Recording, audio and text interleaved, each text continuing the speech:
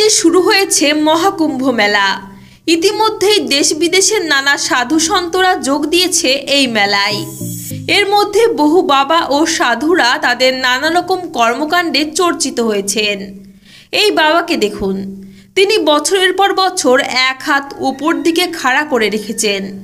তাকে জিজ্ঞেস করলে বলে মানব জগতের কল্যাণের জন্যই তার এমন ইচ্ছে।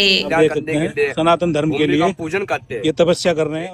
কেউ আবার শুধু চা খেয়ে থাকেন, আবার কোনো বাবা মুখে কথা বলেন না, বছরের পর বছর মনব্রত পালন করছেন। এর মধ্যে এক বাবা খুব চর্চিত হচ্ছেন। সে কাঁটাওয়ালা বাবা নামে পরিচিত। কাঁটার উপর শুয়ে কিভাবে সুন্দর ডুগডুগি বাজাচ্ছে দেখুন। আমাদের তো আরাম করার জন্য খাট, বিছানা, নরম সোফার প্রয়োজন হয়, কিন্তু এই কাঁটা বাবা ডালের কাঁটার ওপর এমনভাবে শুয়ে আছে, দেখে মনে হচ্ছে কাঁটার ওপর শুয়ে থাকা তার কাছে কোনো বিষয় না। তিনি কোনো নরম বিছানায় শুয়ে আছেন।